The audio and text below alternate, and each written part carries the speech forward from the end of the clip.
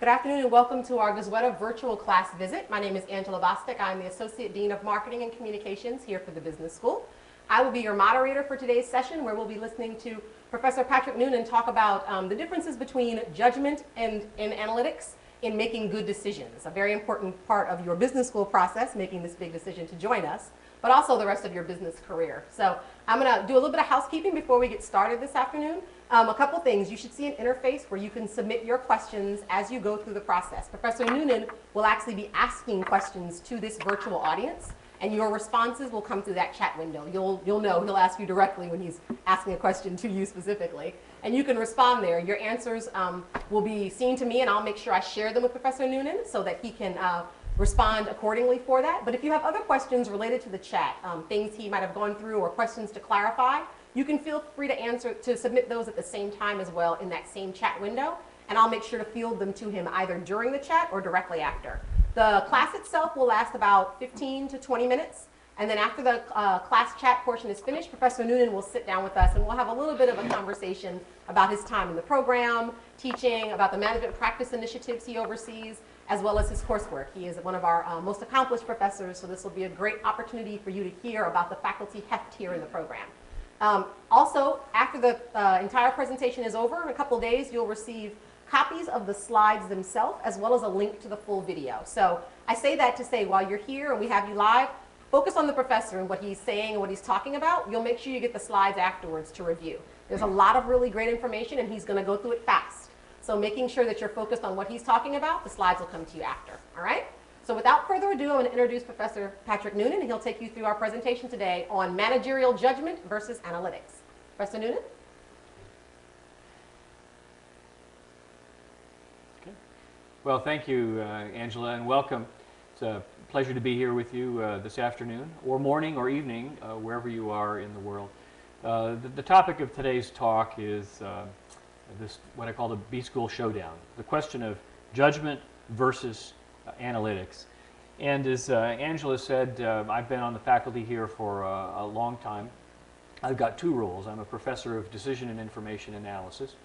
What that means is will be part of the topic of what we're going to talk about here together today. My other title is I'm the Associate Dean for our Management Practice Initiatives, which means that I work with our programs to help strengthen the connection between classroom and the real world, between theory and practice. And we hope that you will be joining us soon here at Goizueta so we can get involved in the practice of management as well.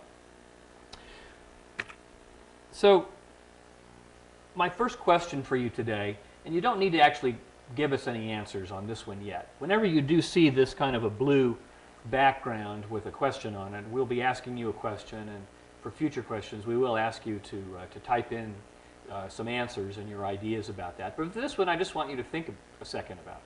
A very important question.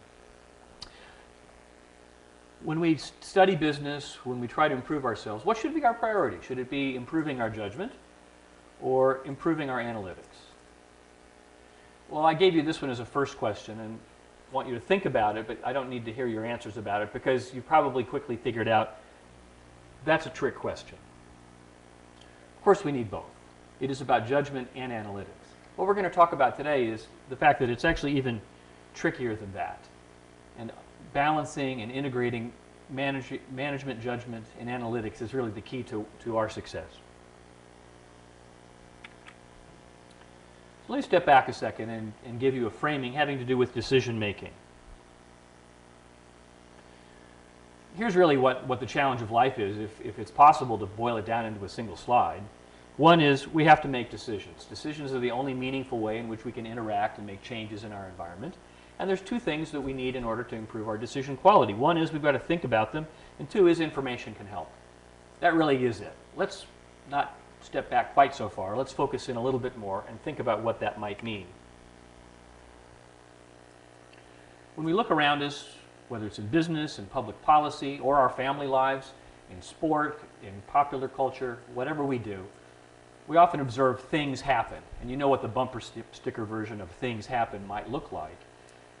When we study decision analysis, one of the things we see is decisions. We see that these are the consequences of lots of different people and organizations, as well as individuals, and the decisions that they have made. In this case, you see a picture of the Deepwater Horizon oil spill several years ago in the Gulf of Mexico. A lot of us were shocked to see, wow, something happened there, using that construction of voice where something happened without any kind of subject.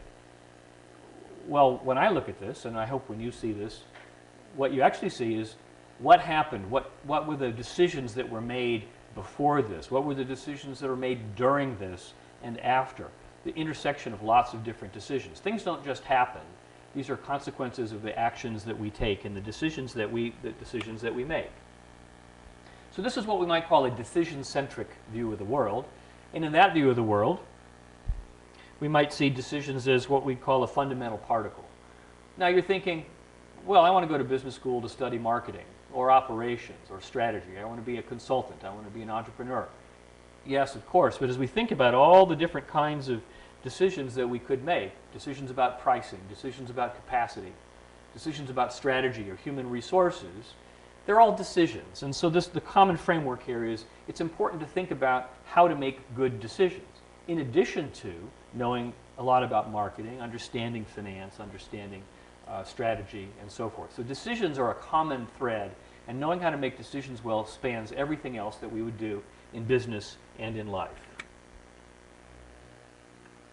So here's a question for you, and this time we would like you to use your interface to type in some ideas. If the objective here is as it should be, which is to improve the quality of our decisions, my question is, what fields of study can help contribute to improving our decision quality? Where do we go for inspiration, ideas, and tools to improve the quality of our decisions? So please take a second to think about that question, and if you've got access to a keyboard and the interface, please submit some things for us, all right?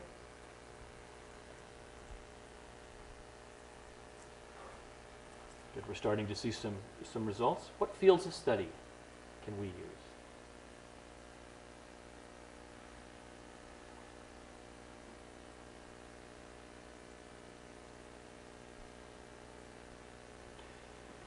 Angela, we're getting a few responses. What are some things that you notice already? Yeah, so I'm seeing a lot of people who are talking about psychology and sociology in terms of fields of study for making decisions, but also market intelligence and market research. So it sounds a little bit like they're going back and forth to the two things you brought up earlier, the judgment or the analytics side.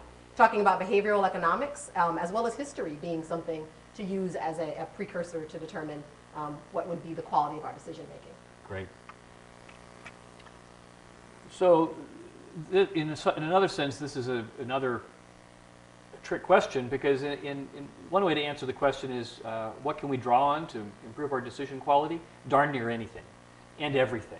And in fact, I would say we really must draw widely and deeply on a lot of different ideas and fields in order to improve our decision quality. I've got them roughly broken up here into more judgmental and more scientific or analytical kinds of fields, but if we think about everything that matters to us, if our objective is to improve our decision quality, no matter what your background is, whether it's in history or engineering, whether it's in mathematics or political science, theology, ethics, the law, biology, each one of those fields and each one of your backgrounds has something to say and something to contribute to the conversation about how can we improve our decision quality. That's one of the things that motivates me and has motivated me for many decades now, the study of decision making. It's really the most liberal arts of all of the fields in business, because it really encompasses everything that we do, and there's ideas that we can draw from so many different fields. Well, if our objective is improving decision quality, some of you might say, well, gee, we make decisions all the time. We're pretty good at it. And look, as you see here, I can spend $5 on a issue of Fortune magazine, read it in a couple of hours on an airplane, and not just learn how to make good decisions, but learn how to make great decisions. Well, obviously it's a little harder than that, and that's why months and years of study, a lifetime of mastery to make really great decisions for all the decisions that confront us. It's just not quite as easy and simple as reading a magazine or a book. Although, frankly, there are lots of books and ideas out there that are trying to sell us quick, easy ways to improve our decision quality. But what is the challenge, really? Here's another question for you. I'd like to hear your ideas. What is it that makes good decision-making difficult to do? you know, it's not trivial. What are the kinds of things that really complicate a decision? Think about that, and if you would, send us a couple of ideas for us to talk about.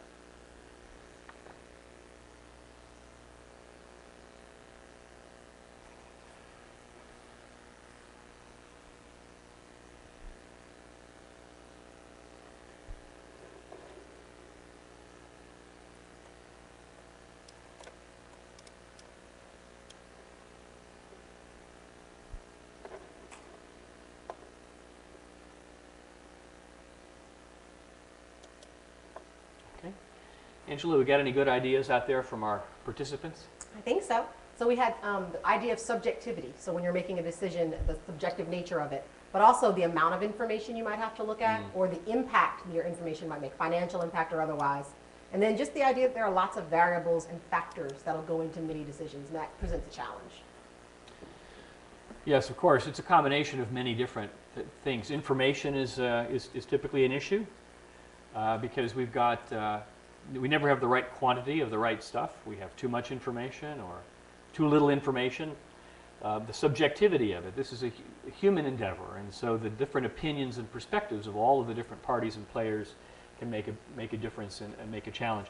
Let me put a little finer point on this now, and let's do that through a series of illustrations that we can do together. So I'd like to get your estimates here, and please type these in. What's your best guess of the population of Beijing, China? So we want a number from you. If you'll please use the interface to think about that question without looking it up. This is not a market research exercise. Think about it. Just use your judgment. What do you think? What's your best estimate of the population?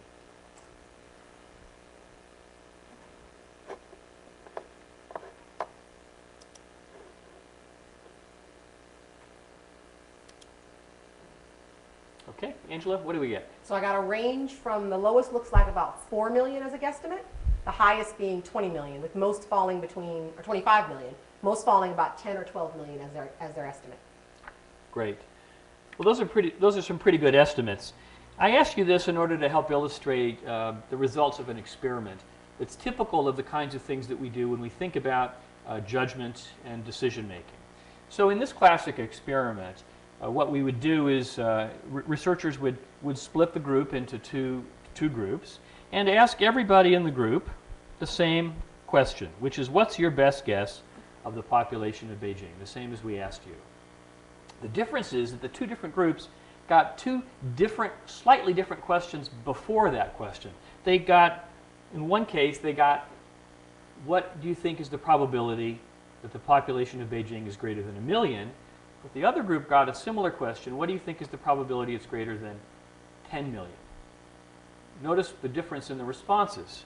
For the people who were asked the $1 million person question, their average response, their median response was about 5 to 6 million people. On the other hand, the other group, who was given no additional information, but just asked a slightly different question first, with the number 10 million in it, magically their estimate rose to 14 million. They had a higher estimate. Same group of people divided randomly into two different groups. The only magic that we applied to them was a slightly different question before the real question. So, that's an interesting phenomenon. Let's look at another example here. Here's another question for you. Thinking about causes of death in the U.S., similar but not the same to other countries in the world, but thinking about causes of death in the U.S., each of these two pairs, which do you think is a greater average cause of death than the other? Diabetes or homicide? Tornado or lightning? Car accident or various gastrointestinal cancers? Or, my favorite, sharks, or being hit by an item falling off or from an airplane? What do you think? Please type those in, and we'll see what Angie's tallies look like.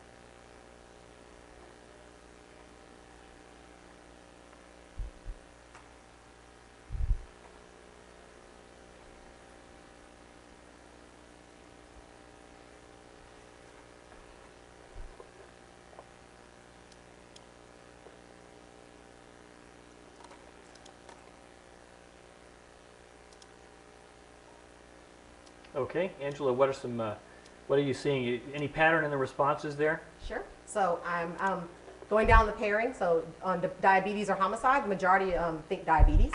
On the pairing of tornado or lightning, the majority actually are thinking tornado. On car accident or gastrointestinal cancers, car accident. And then on shark or items falling from airplanes, actually items falling from airplanes. Okay. Well, that's an interesting set of responses. It's not typical of what we do in a completely neutral environment where the subjects suspect, as some of you may be starting to do, that there might be some trick questions buried in here. But the right answers actually are diabetes, so you got that one right as a group. But lightning kills far more people every year than tornadoes. Gastrointestinal cancers kill twice as many people as do auto accidents. And of course, the bottom one here, you found that was a trick question. Most people respond shark, typically in research environment, but the answer actually is the surprising items falling from airplanes. So again, another interesting situation where most people tend to respond incorrectly. We tend to get homicide as an answer instead of diabetes from a typical research group. And so these are carefully chosen to illustrate how our judgments, our collective judgments, can often be wrong. And the question is, why is that? What is it about those pairs, excuse me, those pairs of causes of death that tends to lead them in that very predictable direction? Well, if you think about it, what's driving your ability to make the estimate of how often something happens? Well, you think about examples.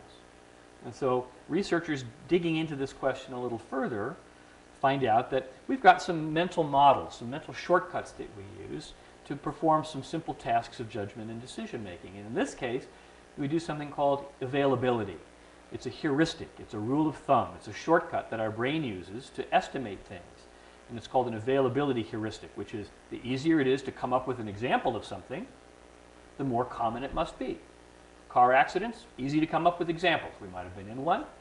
We see the evidence of them or near accidents virtually every day. And so those are easy to think of examples. And so that one looms large in our mind. Likewise, tornadoes. There's an entire network devoted practically to tornado videos, but there's not a lightning channel. Lightning happens, it's gone. Tornadoes are very photogenic, long-lasting, but they kill relatively few people, whereas lightning takes a lot of people every year, and so forth. What about sharks versus items falling from airplanes? Typically, we get shark as the more common answer. Why? Partly because we can think of examples of hearing about them. Well, now, thinking about things that we've heard of is a bit of a distortion already because film, TV, the media play up certain kinds of activities more than others. That's why we get a high answer for homicides, for murders, because those things are thrust in our face all the time, examples of it, whereas diabetes deaths, sadly, are quiet, alone, and are not public affairs. The shark issue is partly that, but it's also something else. It has to do with the nature of sharks, of being attacked and killed by an animal. There's something very deep and long-lasting in our human nature that relates to the real answer behind all of these. But let's look at another example here for just a second. Here's another research example where we ask groups, split into two random groups, a question. And in this case, we ask them the same question, which is, what is the area occupied by the U.S. Defense Department building, the Pentagon? How much space does it take up? But for half the group, we ask them in units of acres, and in the other half, we ask them in units of square miles. And we get vastly different results. As you can see from this slide, we see that the people who are asked in square miles, the median response is about 5 square miles. On the other hand, if we ask them in acres, they end up with something about 100 acres, which is just a small fraction of a square mile. We get comparable results if we ask them in square kilometers and hectares. It doesn't matter which units we use. What does it tell us about our ability to make estimates and judgments? Well, it tells us something important. Our brains are not computers. We don't have answers. We don't have data sitting there waiting for us to draw upon it. We're more like bakers. We pull the ingredients together from different parts of our memory and our judgment, and we cook it up fresh whenever we're asked. But the problem is that we cook it up a little bit differently every time, and the environment changes how we cook things up. We're easily swayed, easily influenced by other things that are on our mind. And so our judgment can be swayed, and notice all of these examples, we can be swayed in some very particular systematic ways. So one more question for you. Suppose we were to draw a word at random from the text in English language, and let's limit it to words of 3 letters or more. Which is more likely, that the word starts with the letter K or has the letter K as its 3rd letter? Think about that and please type in your guess. Starts with the letter K, has K as its 3rd letter.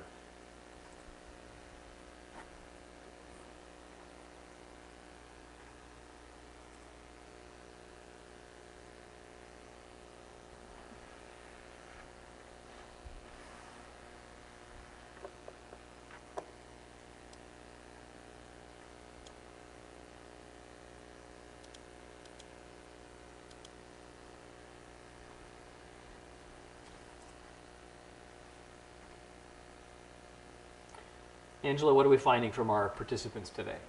It looks like the audience is actually pretty split. Okay. K's 3rd letter is a little bit behind. A little bit more responses is K But a as real 3rd letter now. split. Well, let me ask you another question that you don't need to respond to, but think about it. When we do this under experimental conditions, where nobody's been tipped off about what the topic is, how do you suppose most people, meaning not you, but those other people in the world, how do you suppose they typically respond? Well, I'll tell you, we get an overwhelming split. People tend to think that it starts, the answer is that it starts with the letter K. They think it's much more common. But in fact, and you've probably already been able to figure out the pattern here, the right answer is actually the 3rd letter. Far more words have K as the 3rd letter than at the beginning. Well, why do we see the split? Why do our judgments tend to be swayed here? Again, it's an availability kind of a bias now.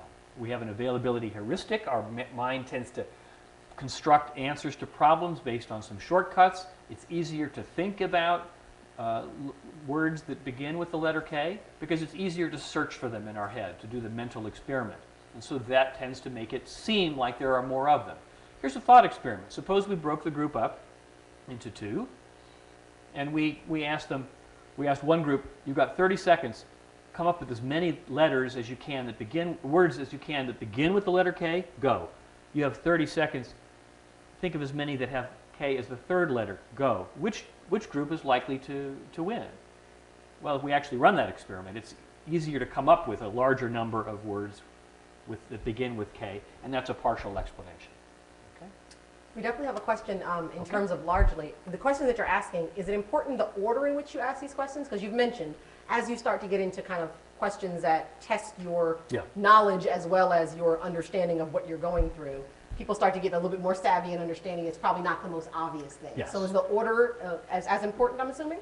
Yeah, so researchers in judgment and decision making, any researchers involving any kind of human subjects have to worry about this. And so what you typically do, the methodologies involve, first of all, finding ways to keep the curious from guessing what the right answer is supposed to be or what the question behind the question is. But then you also vary the order and the sequence of things. You test lots of different wordings. You do it with a wide variety of different subjects, and you're trying to look for patterns to see whether the phenomenon you see is really, is it robust? Is it showing up over lots of different situations, or maybe you're accidentally getting a wrong answer by your experimental design. So these are just examples of a large body of research that is important as we think about decision making and judgment. And there's a lot of researchers for the past several decades who have been focusing in on this very issue of how do we actually make decisions, and how do we actually make our judgments. We've got time for one other quick one here. That's kind of two more that are kind of fun. If we ask people this question, what is tourmaline? Is it a semi-precious stone, or is it a kind of cloth? We'll get an answer. They'll tell us A or B. But then we ask them, how confident are you in your results? In other words, tell us from 50% to 100%, how confident are you in your answer? Well, if we repeat that kind of question with lots of different yes, no, A, B questions over lots of different kinds of subjects, we see a very interesting and disturbing result, which is this. When we look at the questions where people had responded I'm 100% sure about this one. Maybe I don't know tourmaline. I think it's 50-50. But you're asking me what's the population of my hometown, or you're asking me something, oh, I know that one. If we look at the questions where people themselves reported, that is a sure thing. That's 100%. What percentage of the time are they actually correct? Well, it's not, sadly, it's not 100%.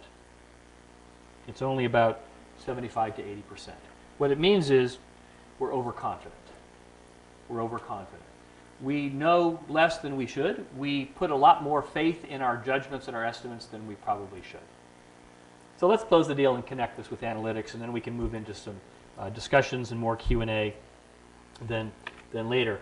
I'll actually tell you the answer to this one so we can move through it, but the thought experiment is this. If you could take a piece of paper and you could fold it in half, you continue to fold it in half and in half and in half, and if you could do it 100 times, how big would it be? Well, when we do this experiment, people guess 2 inches, 2 feet, a meter, a kilometer. The kilometer guess usually gets a lot of laughs. In fact, the kilometer guess is wildly undersized.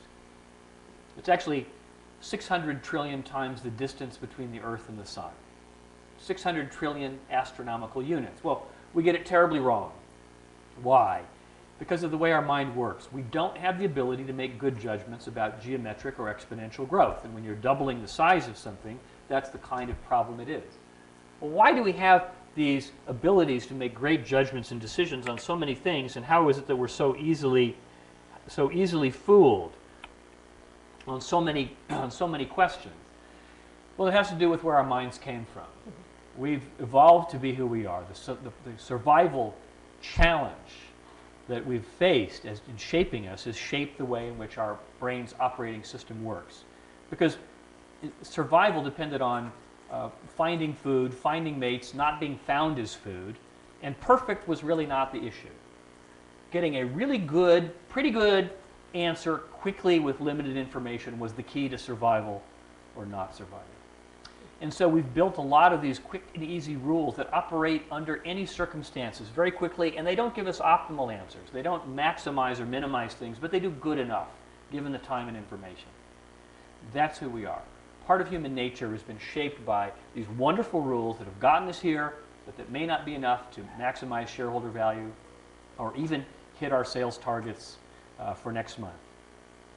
And so in the same way that we have optical illusions, where our brains use cues and clues to piece together a picture of the environment, when it comes to judgment and decision making, our brains are also using cues and clues to try to put together a coherent picture and help us decide.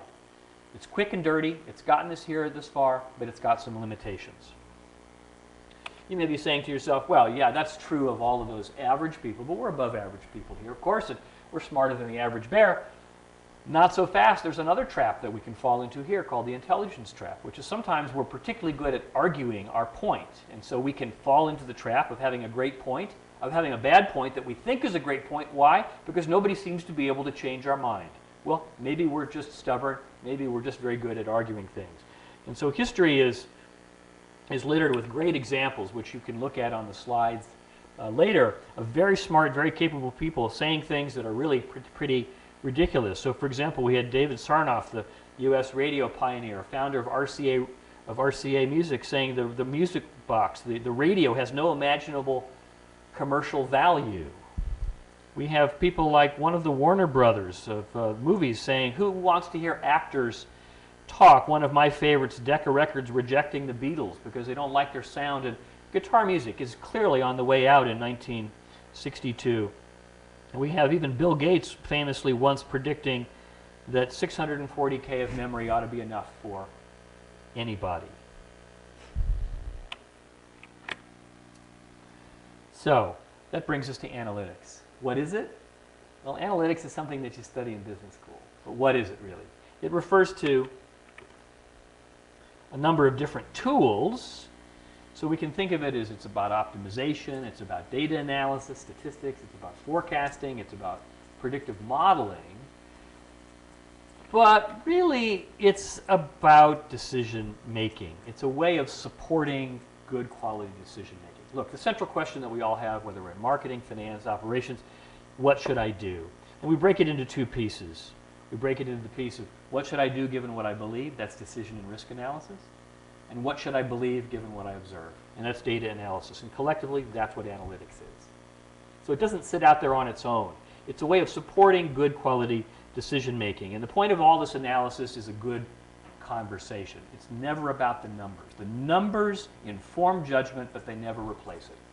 But they're a way of fortifying, enhancing the conversation that leads to good judgment in organizations. It's about the conversation, and they help facilitate that. They're about the process for how to make good decisions. It's not about the response or the outcome. We don't have control over the outcomes because there's a lot of uncertainties in the world, but we do have control over the process by which we and our organizations make decisions. So it's about that. It's about building good decision quality, and we can look at the decision quality chain and think about all of the things that we do control. And the quality of our decisions as individuals and organizations is only as strong as the weakest link in that chain. We can think about decision traps. We can figure out ways to create policies and procedures and little tools that some of are quantitative, some are very qualitative and very organizational, that get us away from some of the traps that we might fall into based on our own limited judgment and build good quality, good hygiene in our decision making in everything that we do. So the punchline is about analytics and judgment is that it's both. And that what we learn to do is master both the art of good judgment and the art of good analysis, which is logic and evidence, using models and data. And so what we're trying to do is an integration or a fusion of all of those things, and while avoiding the extremes. We don't want analysis paralysis. We don't want extinction by instinct. We can't just sit around and think and talk forever, but we also can't just act immediately and make a big mess of things. So the choice ahead of us all is, when we just look at decision analysis, is it's like a road.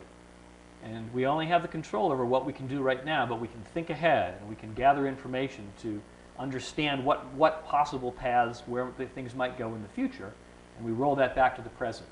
So it's good judgment, and good analysis, meaning good logic and good data. The fusion of those things really is the key to success. So it's a blue slide again, which means it's time for us to have a conversation. So I'm going to go join Angela over there, and then we can open things up for a little more discussion and conversation. Fantastic. Well, while Professor Noonan is joining us, I hope you've enjoyed his conversation. Really good, thought-provoking types of discussions that you'll have in a top program like ours, where there's as much about how this, what you're learning relates to business as it does to many decisions that you make in your life. I'm sure you're aware that they're more than just the decisions of business that you'll make on a day-to-day basis in your life and your career. So there were a couple of questions that came in during the chat that I wanted to ask to you afterwards, and this is a good time. So the first one has to do with you mentioned that our minds are sort of set up in a certain way and that we really can't help but process information like we do. So one of the questions is, can we help it? What are the kind of things that we can do to almost train our brains? Right. And then on top of that, are there things that we are doing to our brains almost to make it impossible for it? Are we dumbing ourselves, if you will, by some of the processes or the way that we learn and the way that we think that makes these kind of hard decisions even harder to make? Well, let me tackle the first one. First, which is what are we to do? Yes, of course there are things that we can do. Otherwise, the point of education and training would be lost. It starts with awareness, but you can't proceed just saying, "Oh, okay, now I'm aware that we've got these little shortcuts and these little tricks and traps. Now that I know there are traps to fall into, I won't fall into any traps." That's not good enough. And so, what we need to do is we need to build good habits, and it's individual habits, it's awareness put into practice, but it's also the things we can do in our organizations. Let me give you an example. So overconfidence is a problem that we saw. We tend to think we're right more often than we actually are. It's actually worse than that. Other experiments where people make predictions and then the real world happens and then people are asked about what predictions they made, what do you suppose happens? People actually misremember their own predictions, and they misremember it in the direction of, oh yeah, I knew that was going to happen. So things that happen tend to be seen after the fact as inevitable, and we misremember our own predictions. So what can you do? How can we say, well, can we just do something other than stop doing that? Well, yes. We can build into our organizations procedures by which we capture predictions and capture the results of meetings, and then do post-action reviews, not for an evaluative perspective. You guessed wrong. You guessed that election wrong. You guessed the price of oil wrong. But to be able to, for us to, first of all, be humbled and recognize, there's always a lot of uncertainty. And second, to get a sense of, well, what could we have looked at? What things might we have done differently? Because we have to guess the price of oil again. Right? So there are things that we can build into our personal habits and our policies and procedures that actually help protect us from the worst behaviors, while still allowing us to use the fantastic judgment that we do have. Yeah.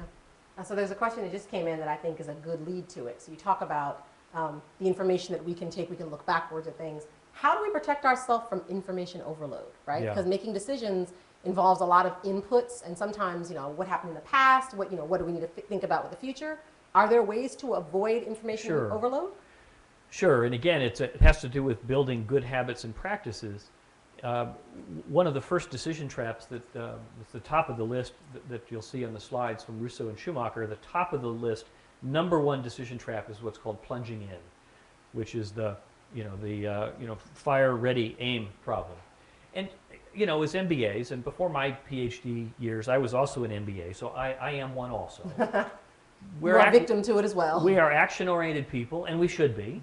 The marketplace wants action-oriented people. They don't want people who just cogitate, who just think about a problem. We need to take action.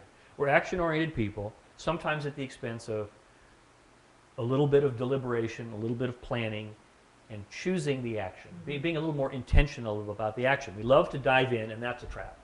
So building procedures for getting this actually gets into a discussion of management practice. I was going to say, I'm leading you there. Yes, thank you. Where in management practice, we go through tools and techniques to help build the habits and procedures for getting to the better answer more quickly by slowing down at the beginning.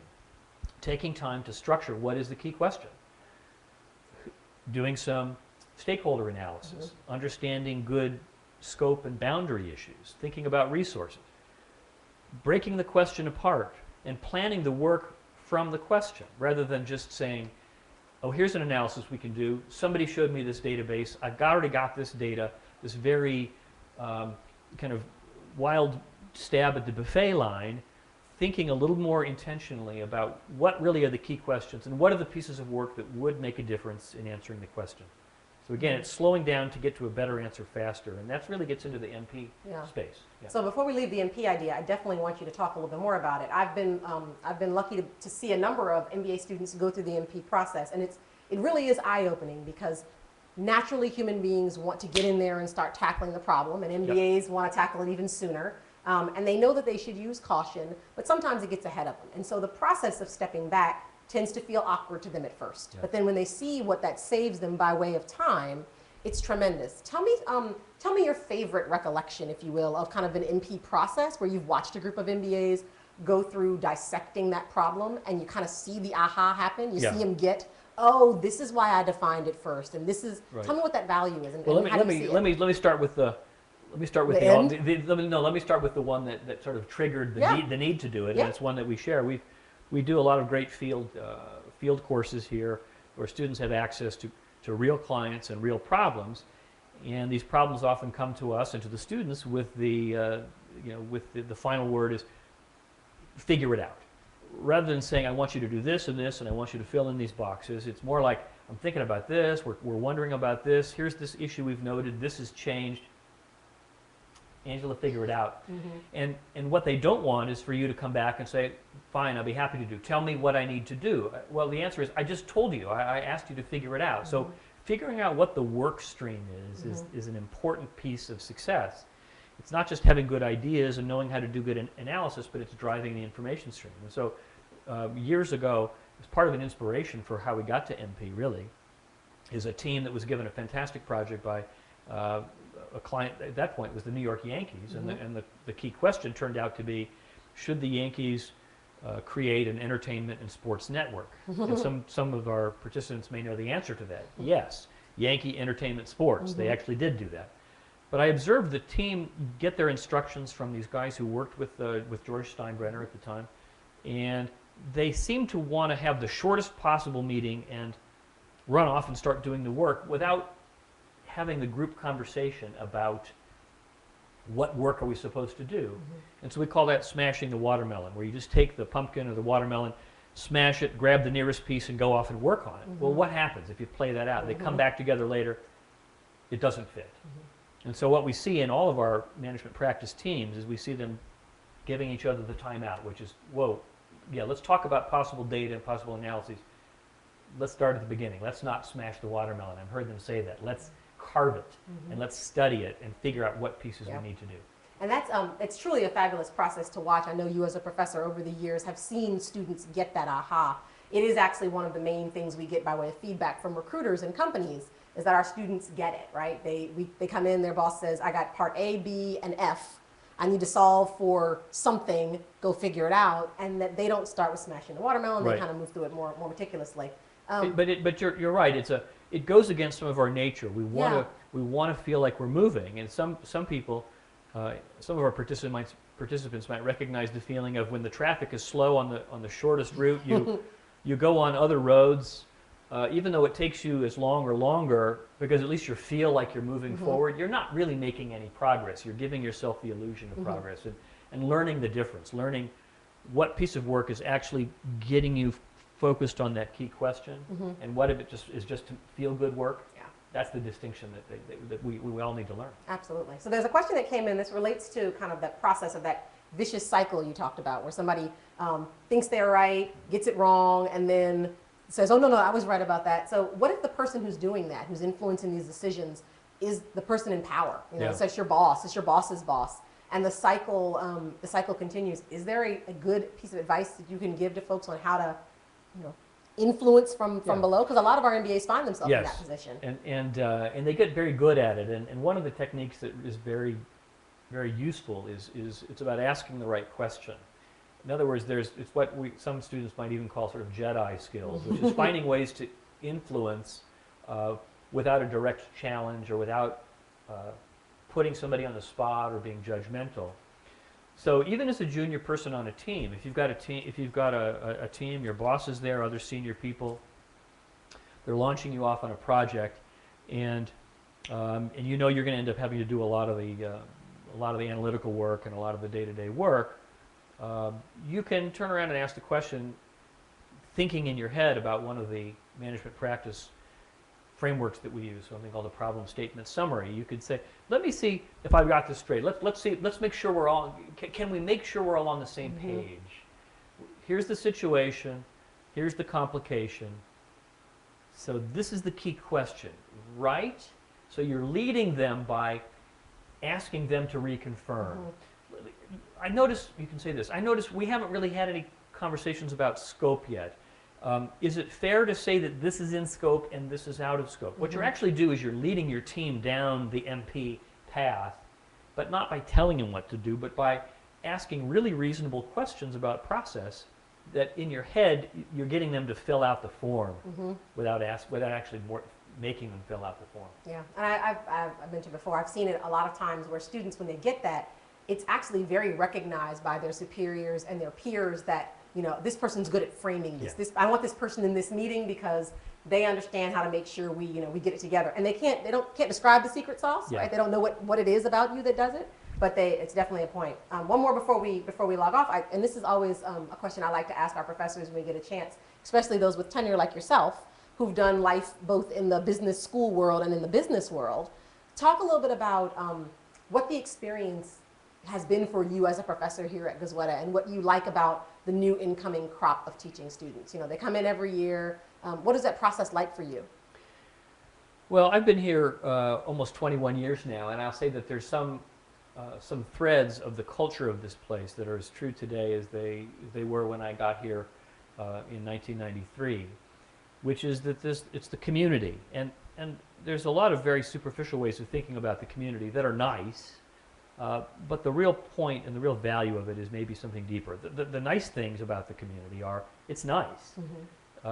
You work hard, you're challenged, but you're doing it with people that you enjoy. And we as faculty and staff too, we enjoy spending time with students. That's why we fight each other to be able to lead some of these amazing foreign study modules and spend a week in South Africa. A year ago, right now, I was in South Africa with a number of our evening program students. It was fantastic. There's that aspect of it where it's just, it's pleasant and it's enjoyable interaction, and that's nice. But it's more than that. It's the community, the close relationship that we have, the lack of barriers in communication, and the way that we help each other makes it a lot easier for us to push and pull on the students and for them to push and pull each other. It's such a low-risk environment in which to try new things and fail. Because the people around you, including the faculty and the staff, are there to help pick you up and figure out how to get you up and rolling again in the direction that you want to go.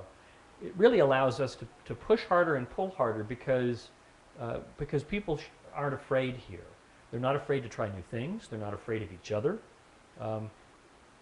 They're taking a bold step in their lives, changing their career, changing professional direction. We want them to be able to do it and really explore and to really tackle hard things. And that aspect of it, again, it's been continuous throughout. We get people who come in, they want that environment, and the faculty and the staff and administration work together, and the alumni help facilitate that. So we can actually take learning and professional advancement a lot further, I think, because it's also a nice place. Right, right. That's a good way of describing why the nice matters. I mean, it's nice to be nice, but the nice matters because it makes an environment that you can do things you can't do elsewhere. And I think we get people, we can move them a lot further, and they can move themselves and each other a lot further if they see themselves and us as training partners, where we're egging each on. You can do a faster time than that, right.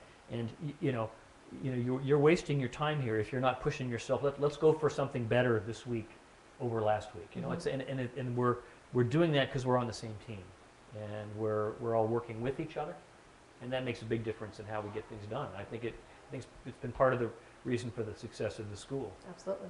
Fabulous. Well, thank you for joining us, Professor Noonan. My pleasure. Thank you guys for joining us remotely wherever you might be. This is the second of our 3 virtual chats we're hosting for our admitted student populations. If you haven't signed up yet, our 3rd chat will be held on Monday with Professor Ray Hill. He's got some great, fabulous insight for you in terms of the financial markets and what that means as a business person and as an everyday person. I don't think any of us can afford to miss finding out about our financial future. Again, I thank you for joining us. We'll get an email out to you guys in the next 5 to 7 business days that will include the video from today as well as Professor Noonan's slides, so you can take some deep notes. He's got some great insight on those slides that I want to make sure you digest as you get started to think about the process. And hopefully we will see you here soon in the fall. So enjoy the rest of your day. Thank you.